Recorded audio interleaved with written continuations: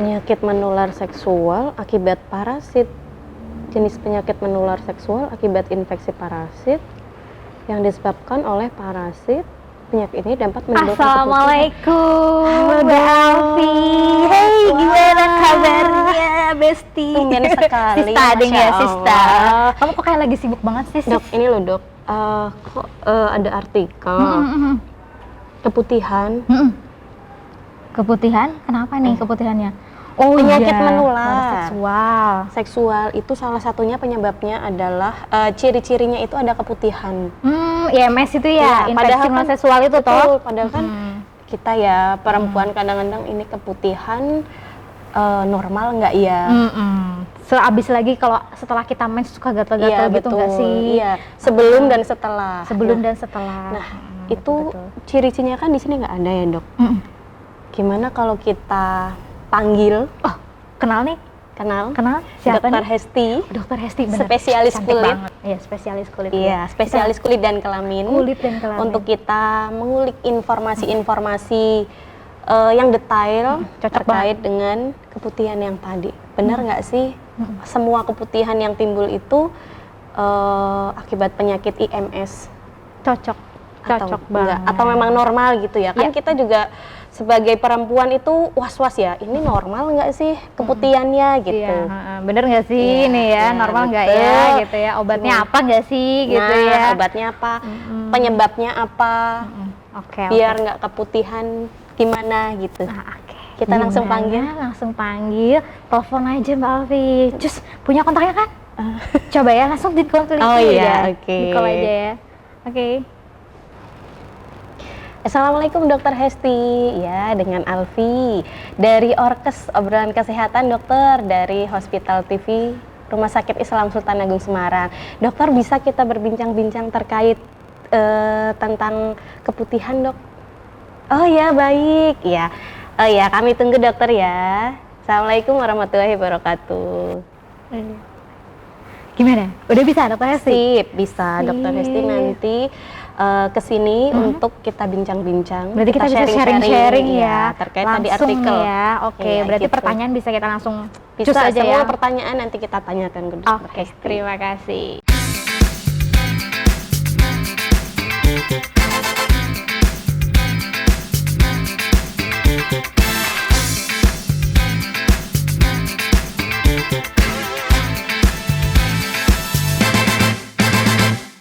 Assalamualaikum warahmatullahi wabarakatuh, sahabat Risa, bersama saya Alfi. Dan saya Gita. Selamat datang dalam program acara Orkes Obrolan Kesehatan persembahan Hospital TV Sultan Agung Semarang. Baik pemirsa, sebelumnya kita akan sapa pemirsa yang ada dimanapun berada. Semoga dalam keadaan sehat dan dilancarkan segala aktivitasnya hari ini. Dan kami sapa juga para pemirsa, selain para pemirsa dimanapun Anda berada, kami menyapa juga Bapak Ibu pasien dan pengunjung Rumah Sakit Islam Sultan Agung Semarang. Kami mengucapkan terima kasih atas kepercayaan pelayanan kesehatan kepada Rumah Sakit Islam Sultan Agung Semarang. Dan tentunya semoga diberikan kemudahan dalam menjalankan pengobatan di Rumah Sakit Islam Sultan Agung Semarang. Nah Mbak Alfi, tadi kan kita habis ngobrol-ngobrol nih ya, masalah tadi. keputihan. Keputihan. Tadi apa yang kita obrolin terakhir diskusi nih Mbak? Yang ini ya dok, keputihan bisa memicu penyakit menular seksual gitu Iya, ya dok. IMS Itu yang itu di ya. artikel tadi itu ya dok. Ya, dan sekarang kita sudah hadir narasumber yang sudah hadir di tengah-tengah kita. Siapakah beliau? Langsung kita sapa ya Mbak Alfi ya. Iya. Assalamualaikum Dokter Hesti. Waalaikumsalam. Iya, tepuk tangannya mana dong pemirsa? Iya, bagaimana kabarnya hari ini Dokter Hesti? Alhamdulillah, kabar baik. Alhamdulillah, kabar baik, shining banget ya Iya. Dokter Hesti ini ya, membawa keceriaan kita di pagi hari ini loh Mbak Betul. Alfi ya. Ini dok, tadi kita kan baca artikel terkait dengan keputihan bisa menyebabkan penyakit menular seksual. Apa memang seperti itu ya dok ya? Nah, sebetulnya kebalik gitu ya. Oh, kebalik. Kebalik. Keputihan disebabkan oleh infeksi menular seksual. Jadi merupakan salah satu tanda dari infeksi Salah menular satu tanda. seksual. Begitu. Baik dokter, Ya. berarti ini penting sekali ya dokter ya, Iya. bagi sahabat Risa dan pemirsa di luar sana itu biar tahu dulu nih sebenarnya keputihan tuh apa. Mungkin keputihan itu ada yang normal, nggak normal juga kan ya dok? Iya, Nah, betul. itu gimana sih dok? Ya, Silakan dok. Oke. Assalamualaikum warahmatullahi wabarakatuh, sahabat Risa. Selamat pagi, salam sejahtera bagi kita semua. Oke, pada hari ini kita semua, saya akan sedikit menambah ilmu untuk para sahabat Risa mengenai keputihan, ya. Apa itu keputihan? Jadi keputihan itu adalah keluarnya cairan dari saluran vagina selain darah. Keputihan itu selain darah, karena darah kan berwarna merah, ya. Jadi kita menyebutnya bukan keputihan, tapi perdarahan, gitu ya. Nah, keputihan itu penyebabnya apa sih, normal atau enggak, gitu ya. Nah, keputihan itu ada yang bersifat fisiologis atau yang disebut normal keluarnya, atau ada juga yang bersifat patologis yang bersifat tidak normal, gitu ya. Nah, yang fisiologis itu kira-kira apa yang menimbulkan keputihan? Fisiologis itu artinya keputihannya munculnya itu sebenarnya suatu keadaan yang biasa-biasa saja, normal aja kalau keluar, gitu ya. Dalam keadaan misalnya aktivitas yang tinggi, kemudian stres, ya, dalam keadaan yang terlalu lelah. Nah, itu bisa mengeluarkan keputihan yang normal, atau premenstrual, postmenstrual, itu keputihannya normal. Normal, itu termasuknya masih normal. Normal, ya, tapi harus diperhatikan normal keluarnya, tapi bentuk dari keputihannya itu juga ada batasannya, disebut normal, gitu ya. Ada macam-macam ya dokter ya. Macam-macam. Jadi harus dilihat juga ya. Dilihat juga. Nah, keputihan yang normal itu seperti apa, gitu ya. Nah, bentuknya bening, tidak berwarna, tidak terlalu kental, tidak terlalu encer. Kemudian pH-nya normal, pH-nya 3,8 sampai 4,5, kemudian tidak beraroma. Tidak beraroma. Ya, tidak beraroma. Kemudian juga tidak menimbulkan keluhan selain keputihan itu sendiri, misalnya ada rasa gatal, nyeri, gitu ya. Nah, itu masih normal. Jadi cairannya bening, tidak beraroma, dalam pH yang normal, gitu ya. Nah, keluarnya dari mana? Dari kelenjar-kelenjar yang ada di organ reproduksi, terutama pada dinding vagina, dari serviks, uteri, ya, serviks, atau kalau orang awam nggak tahu serviks, sahabat Risa, serviks uteri itu leher rahim, ya. Nah, kemudian apa saja yang bisa menyebabkan keputihan itu menjadi patologis? Nah, ini pertanyaannya. Ini info yang sangat penting untuk pemirsa sahabat Risa. Yang patologis itu atau tidak normal kalau sudah berubah warna, konsistensinya berubah, konsistensinya berubah, ya. Kemudian warna, ya dok. Dilihat dari warna juga ya dok. Ya, aroma itu berubah. Nah, kita bisa harus waspada. Ini kok beda ya, gitu ya.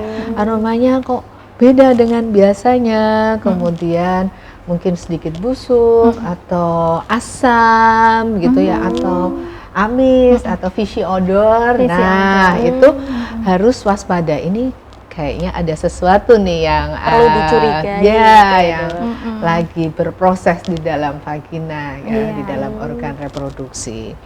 Kemudian keluar darah atau tidak, gitu ya, menyertai dari keputihannya itu sendiri, ya.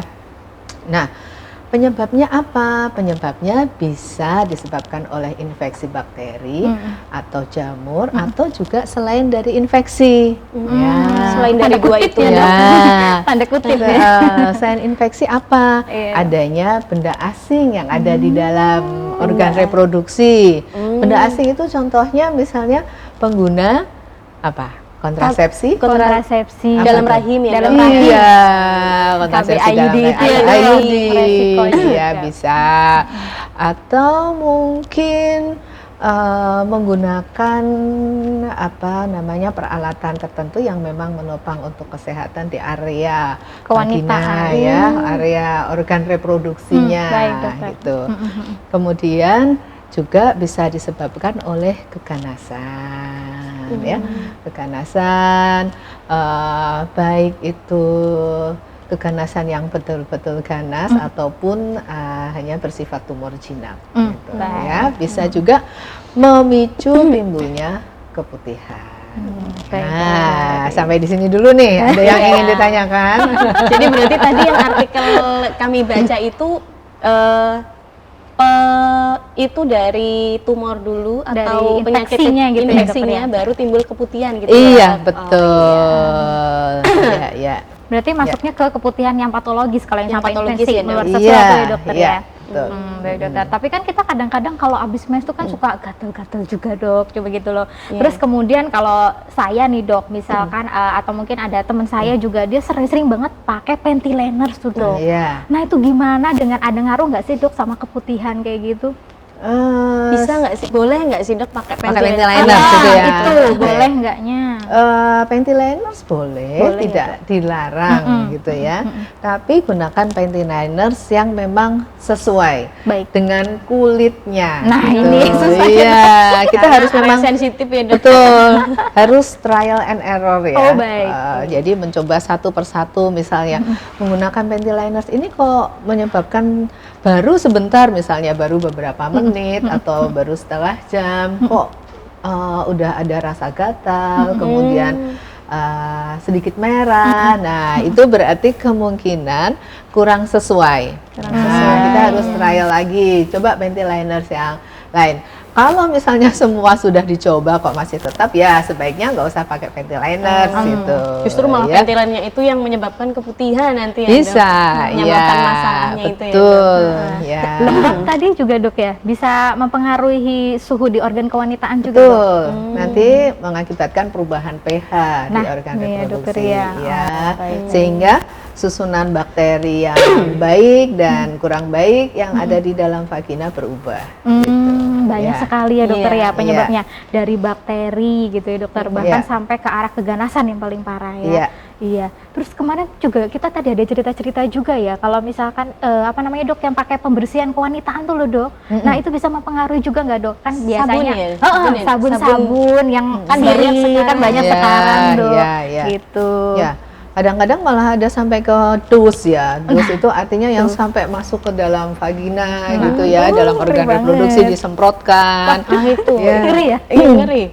Ya, jadi kalau memang dibutuhkan, jadi ada keadaan-keadaan tertentu yang memang membutuhkan apa namanya, mencuci dengan bahan-bahan atau sabun di area kewanitaan. Biasanya ada yang mengandung sirih, mungkin ada yang sedikit mengandung antiseptik, ya. Banyak sekali sekarang Ya, dok, ya. itu kadang-kadang memang diperlukan, tapi tidak setiap saat harus menggunakan hal tersebut, gitu ya. Karena kalau menggunakan dus itu setiap hari, misalnya sampai menggunakan alat tertentu yang sampai masuk ke vagina, sampai ke apa namanya, disemprotkan. Nah, itu lama-lama akan tadi mengganggu keseimbangan bakteri yang ada di dalam organ reproduksi. Kemudian mengganggu juga kadar pH-nya. pH-nya Ada. juga pengaruh ya Iya. dok karena Kemudian penggunaan itu. ya, kemudian dinding vagina yang tadinya mengandung banyak kelenjar yang bisa memproduksi cairan yang memang berfungsi untuk melembabkan area dinding vagina, itu menjadi produksinya berkurang, gitu ya. Produksinya berkurang sehingga terjadi apa? Kekeringan. Nah, Justru kalau malah kering gitu ya. iya, dok, kalau digunakan sudah terus. seperti itu pasti nanti akan menimbulkan keluhan. Ya, Hmm. belum lagi kan tidak tahu bahan-bahan yang digunakan itu sesuai nggak? Ya, Nah, benar. kalau nggak sesuai akan menyebabkan tambahan lagi apa? Iritasi. Betul. Nah, Kalau iritasi di organ reproduksi tentunya akan sangat mengganggu ya, mengganggu timbulnya keluhan-keluhan, kemudian rasa gatal, rasa nyeri, kemudian mungkin bisa terjadi luka gitu kan. Nah, itu gangguan yang bisa ditimbulkan. Tapi pada saat diperlukan yang memang dalam keadaan yang infeksi yang berat itu bisa digunakan.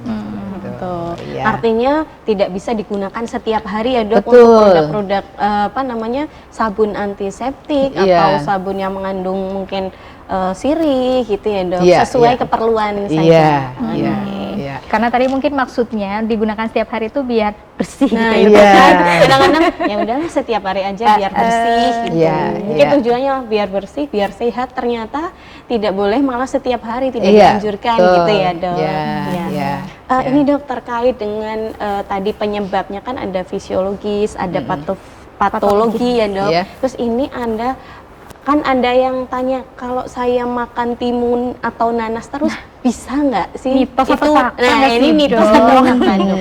Kan Iya. banyak beredar nih dok, kalau makan timun terlalu banyak atau makan nanas terlalu banyak itu bisa menimbulkan keputihan. Itu mitos atau fakta dok? Ya. Sebetulnya kalau makan makanan seperti buah gitu ya, nanas itu kan juga mengandung antioksidan, mengandung vitamin C. Nah itu baik-baik saja sih untuk kesehatan gitu ya. Menyebabkan keputihan tidak ya, selama pasien tersebut tidak ada suatu respon alergi terhadap nanas, ya tidak akan Fine-fine aja ya, dokter ya? biasa-biasa saja. Artinya nggak ini. artinya itu hanya mitos ya dok. Mitos, iya, Jadi iya. untuk nanas, mungkin konsumsi nanas ataupun konsumsi timun Iya. itu hanya mitos. Iya. Hanya mitos, kecuali mungkin alergi ya dok. Iya, Iya. kan tidak satu orang itu mau makan nanas misalnya satu buah yang gede kan, tidak. Iya betul, nggak mungkin langsung Jadi berapa nanasnya buah. hanya merupakan salah satu dari beberapa buah yang kita rujak gitu Iya, kan. enak banget ini rujak dok. Aduh, jatuhnya kalau Iya. kebanyakan bukan keputihan, tapi mules ya dok. Iya. Kebanyakan jadi mules. Yang Iya. penting sesuai aja ya Iya, dokter ya iya, porsinya. iya. Baik-baik. Oh berarti macam-macam ya dokter ya. Iya. Cuman ini kalau balik lagi nih dok, biasanya kan pasti pemirsa tuh pada nanya dok, sebenarnya batasan keputihan yang keluarnya itu normal, itu harusnya tuh berupa lendir jernih kah? Atau mungkin dia harus kayak agak ngental-ngental? Karena kan ada juga yang kayak tahu pior pecah itu loh dok. Nah Oh, itu iya. fisiologis atau patologis tuh dok? Iya, kalau sudah seperti tahu, sudah patologis itu. Udah tanda kutip ya. Wah, Iya. hati-hati loh. Jadi Harus waspada. betul-betul bening kalau yang fisiologis, Fisiologis, ya. baik. Kalau yang sudah seperti tahu yang remek, Ya itu. remek atau seperti kepala susu yang pecah pada saat susunya sudah basi, Baik. atau kadang ada yang menyebutkan seperti cottage cheese ya, keju yang remuk yang untuk isian dari roti gitu ya, kan ada yang konsistensinya seperti itu, bentuknya seperti itu. Nah itu sudah merupakan satu keputihan yang patologis. Patologis Ya, maksudnya. penyebabnya adalah jamur. Khas ya dok berarti. Iya. Ciri. Jadi jamur itu sebetulnya normal ada di dalam vagina. Jamur itu penyebabnya jamur yang Candida albicans. Walaupun Candida itu ada beberapa spesies dan yang paling sering menyebabkan keputihan adalah Candida albicans, gitu ya.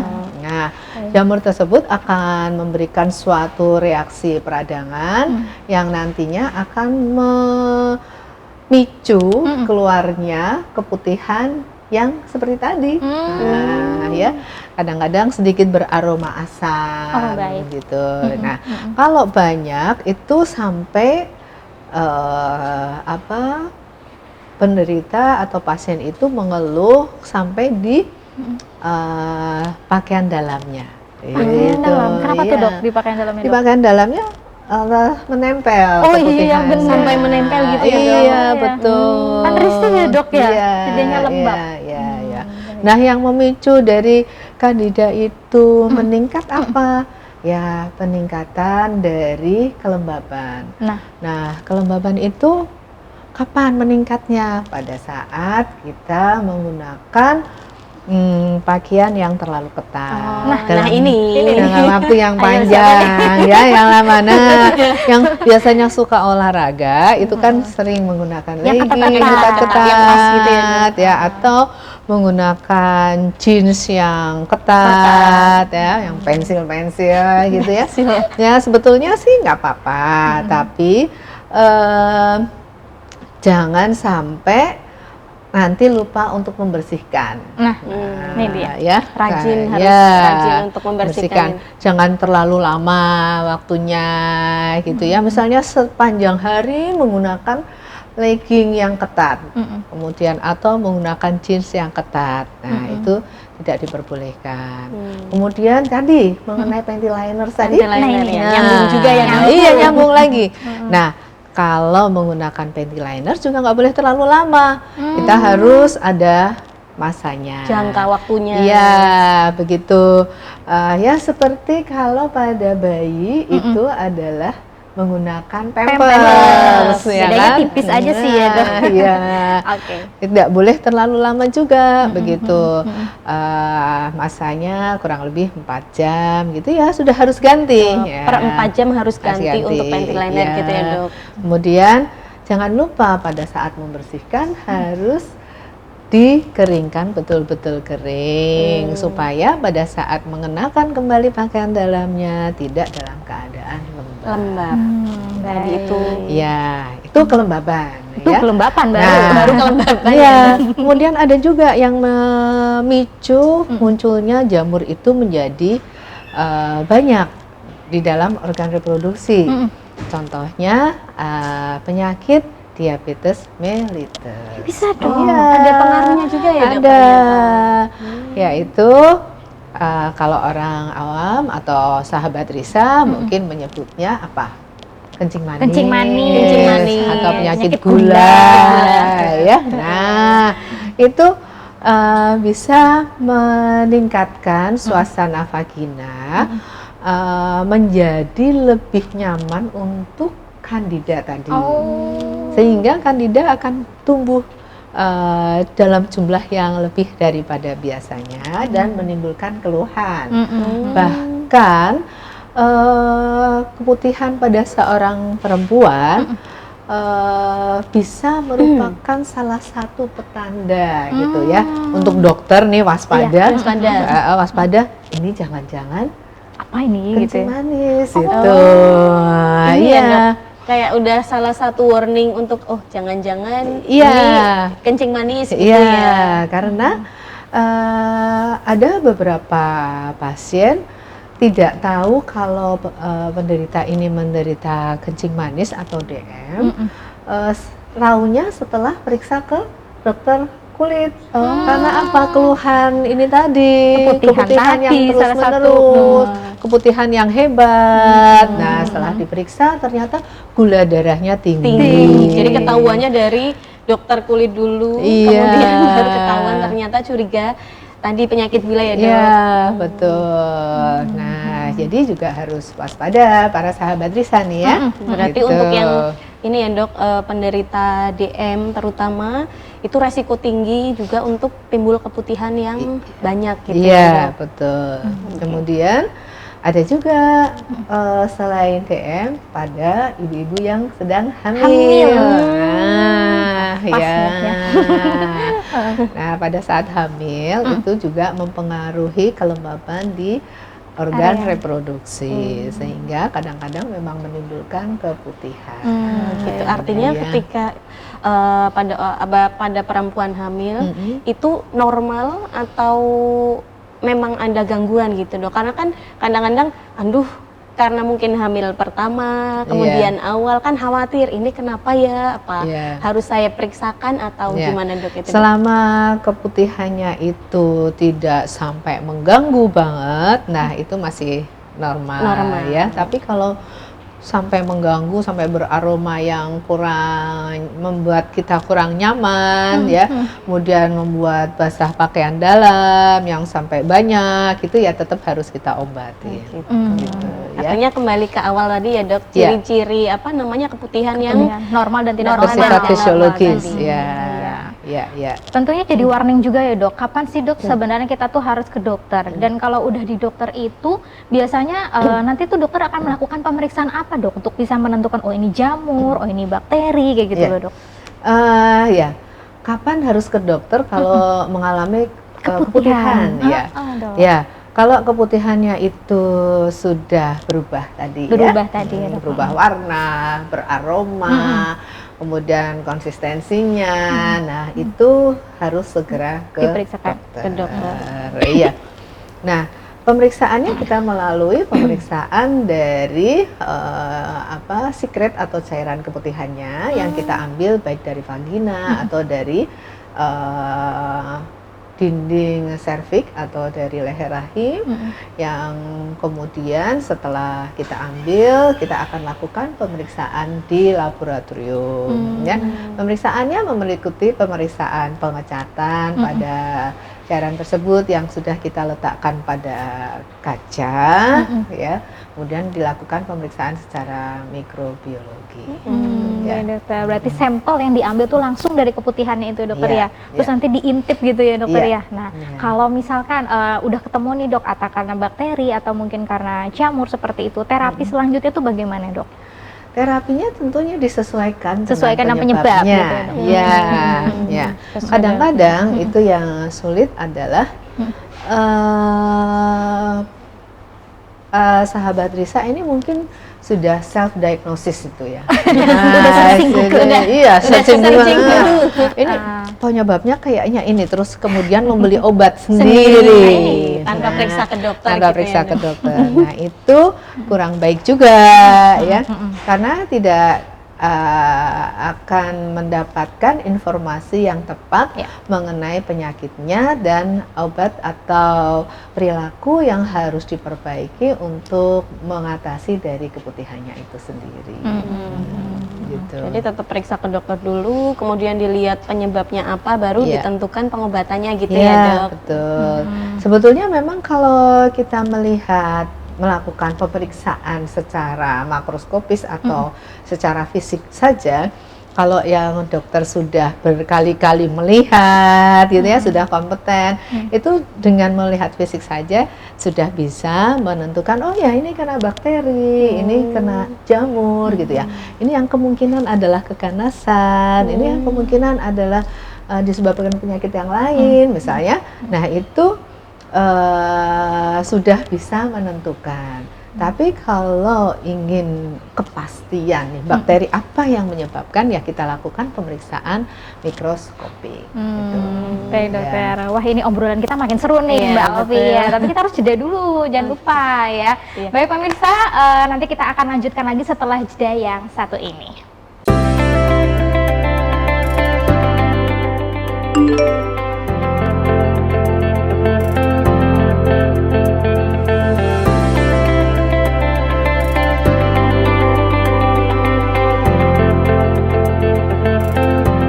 Assalamualaikum dokter, Eli dari IGD Sultan Agung. Mau izin konsul dokter?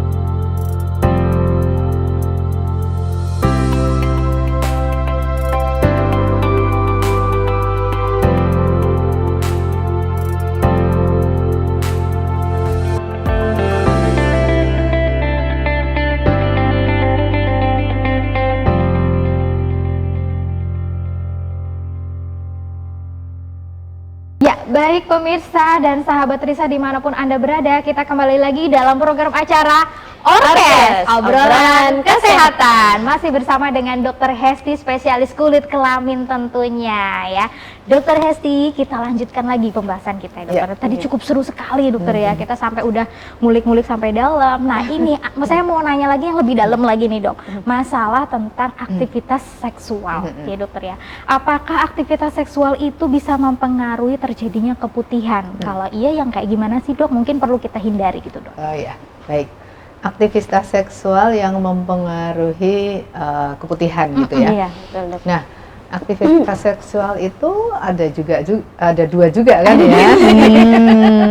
Ya, Gitu ya dok. memang fisiologis dan patologis. Iya.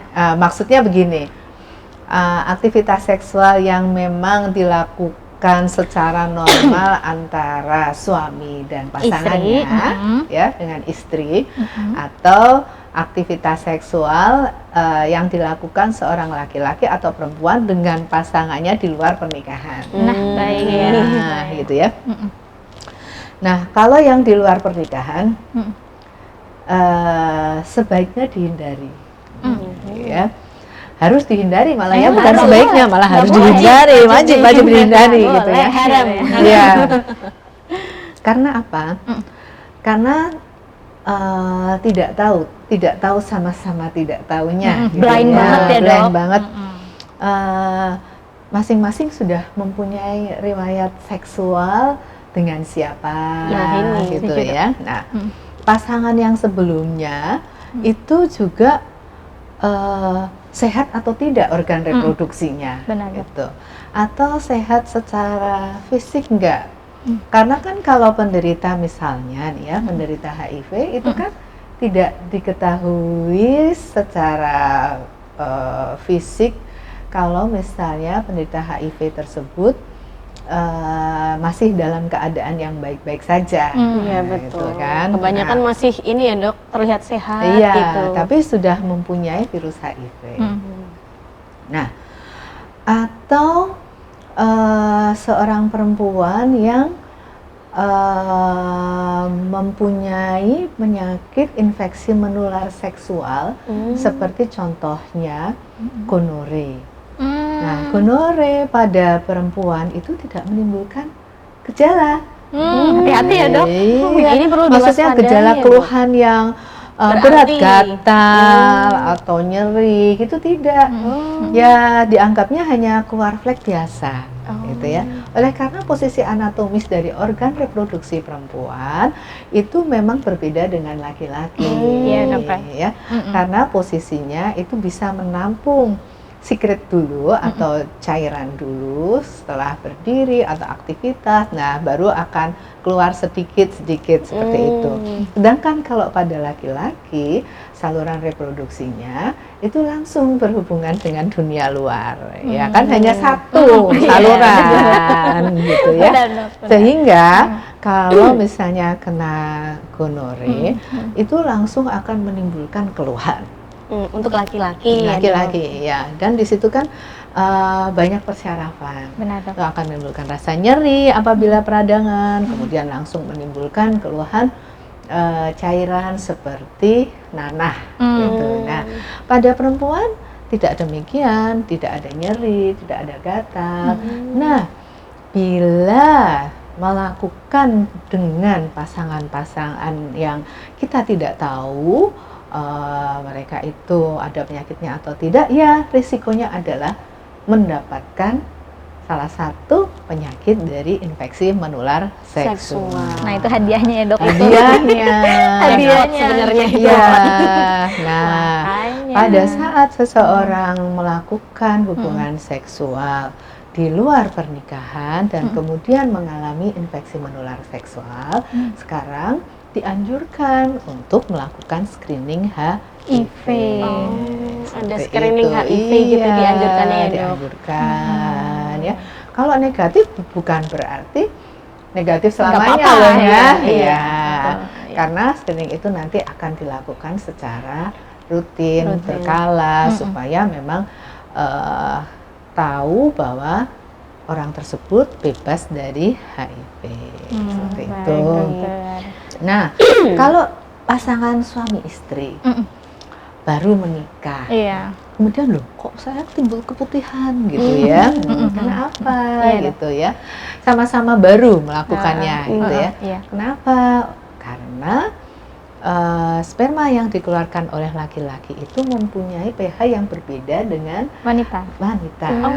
Organ reproduksi pada perempuan ya sedikit lebih basah pada laki-laki.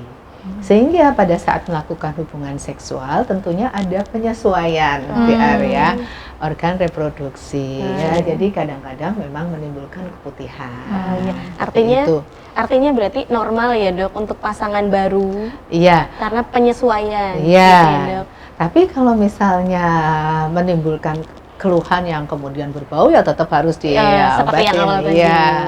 Oh, Ya, iya. tetap harus diterapi gitu. Baik. Nah, kalau misalnya kejadiannya kok terus begitu ya, ada baiknya menggunakan pengaman pada saat melakukan hubungan seksual. Baik. Ya, kecuali kalau misalnya belum mempunyai keturunan, nah itu sebaiknya dilakukan tanpa menggunakan pengaman. Setelah itu sebaiknya menggunakan pengaman. Gitu ya. Berarti Jadi- tuntaskan dulu terapinya dulu ya, dokter Iya. ya. Baik, Ya. baik, baik. Tapi ada juga, jadi pengaman itu juga ada juga yang perempuannya alergi terhadap karet dari pengaman itu juga ada. Balik lagi ya, dokter Iya, ya. balik lagi. Itu juga bahaya ya, Dok. Justru pengamannya malah Iya. yang menimbulkan alergi. Kalau bahaya tidak, Oh. tapi akan menimbulkan sedikit keluhan, gatal gitu ya. Nah, kalau sudah seperti itu, ya tidak menggunakan pengaman tidak apa-apa, tetapi begitu selesai melakukan hubungan seksual ada baiknya segera dibersihkan, gitu ya. Ya, ya. Segera dibersihkan, dikeringkan sehingga tidak menimbulkan keluhan. Ya, tetap menjaga kebersihan Menjaga setelah kebersihan. hubungan seksual gitu Iya, ya, Dok. betul. Baik, dokter. Ya. Nah, ini banyak sekali informasinya terkait dengan tadi keputihan, kemudian penyebabnya gitu ya, Iya. Dok. Nah, ini saya mau tanya terkait dengan ada nggak sih, Dok, obat-obatan yang memicu untuk timbulnya keputihan? Ya. Obat-obat yang menimbulkan keputihan itu satu antibiotik yang diminum dalam jangka yang panjang. Oh, Ya. penggunaan tidak baik juga kalau terlalu panjang. Terlalu ya, Dok? panjang. Yang tidak sesuai dengan Anjuran. anjuran dari dokter, ya. Kemudian ada juga minum steroid. Ini nih, Mbak Alfi, steroid loh, Mbak. Steroid juga dapat menimbulkan ya, Dok. Ya, karena steroid itu kalau misalnya terus-terusan menggunakan steroid tentunya kan akan meningkatkan kadar gula kan. Oh, Nah, iya. ya. Hubungannya ke kadar gula naik. Nanti itu akan memicu jamur yang meningkat di area organ reproduksi. Seperti itu ya, itu obat-obatan yang sering menimbulkan keluhan keputihan gitu.